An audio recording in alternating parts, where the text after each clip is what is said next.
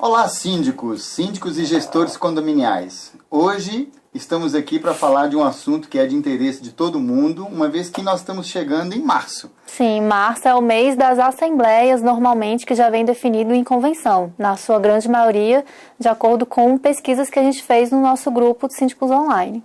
E não é qualquer assembleia, é a Assembleia Geral Ordinária, também conhecida como AGO.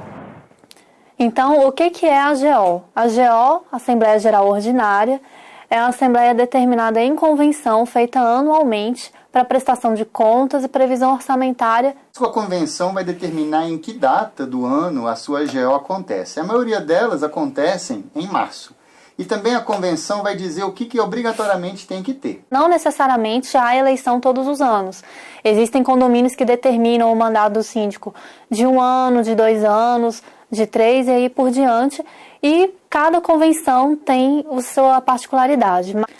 E o que nós percebemos também, em conversas com alguns síndicos, é que essa assembleia específica é uma das mais complicadas em termos de montagem dessa prestação de contas, do nervosismo que o síndico fica, às vezes ele tem algum problema com o conselho, com o subsíndico, com moradores, e é sempre uma assembleia, além dela ser muito didática, muito explicativa para os condôminos, normalmente é a que os condôminos mais comparecem, é uma assembleia muito complicada, caso ela não seja bem conduzida. Então, por isso, desculpa.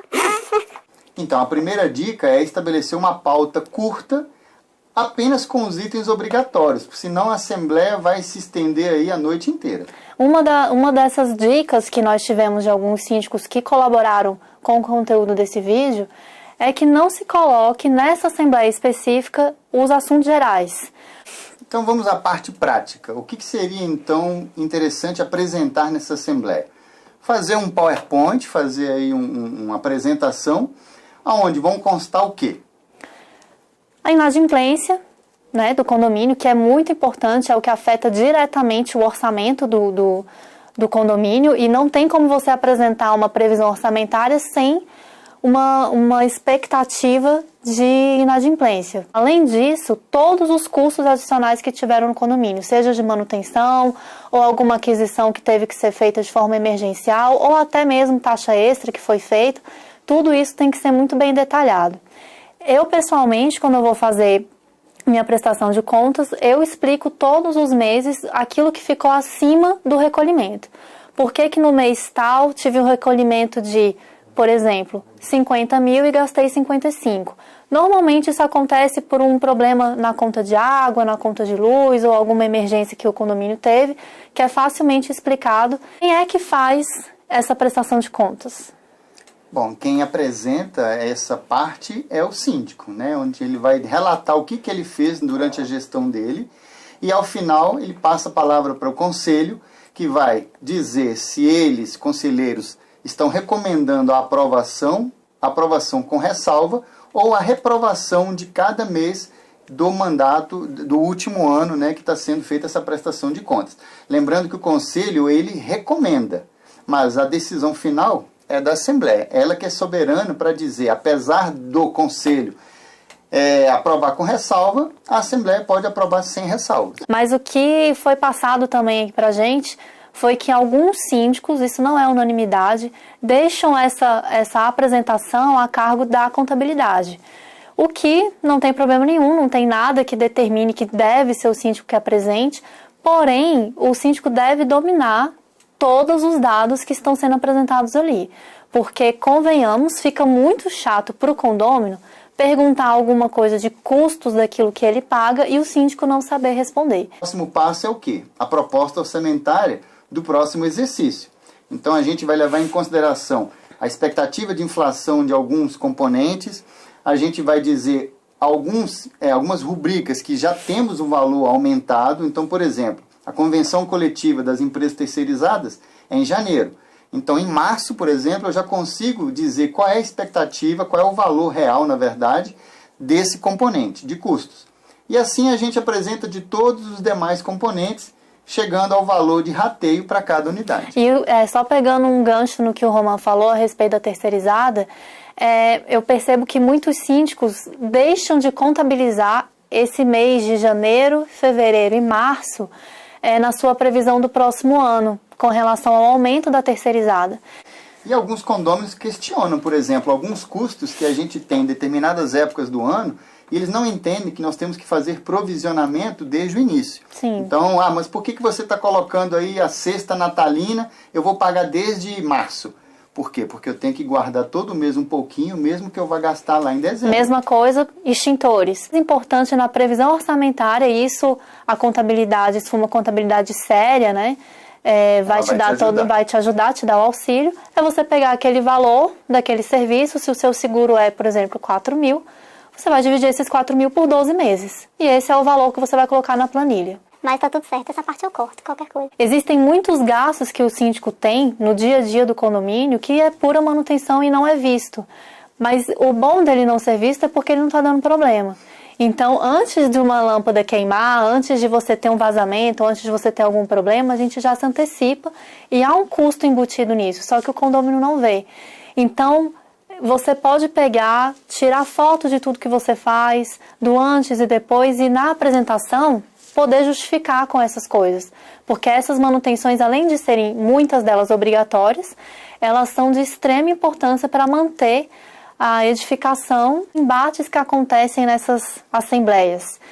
Que muitas vezes os condôminos, infelizmente, eles utilizam desse espaço para atacar o síndico, para atacar até mesmo o conselho, e isso é o que mais deixa o síndico apreensivo. Veja, mostrando os números do que aconteceu, mostrando com base histórica o comportamento de cada conta, é facilmente defensável. E por último, o seguinte, pessoal, se está muito caro, o que nós vamos cortar aqui do nosso orçamento? Podemos deixar de recarregar extintores? Não. Podemos deixar de fazer o seguro obrigatório? Não. Esse investimento aqui nesse brinquedo, então isso aí a gente pode cortar. E aí você gerencia o que eu corto para chegar na expectativa de custo de cada morador ali presente.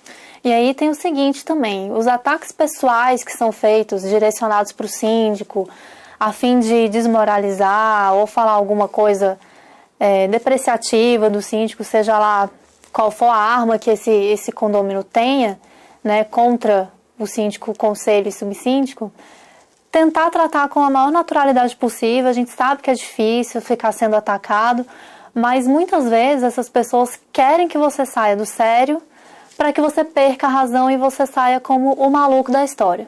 Uma dica, grave as assembleias. Eu garanto para você que se as pessoas souberem que a assembleia está sendo gravada, elas vão se conter. Então manter a calma, manter o discernimento, estar firme nas informações, nos dados do condomínio.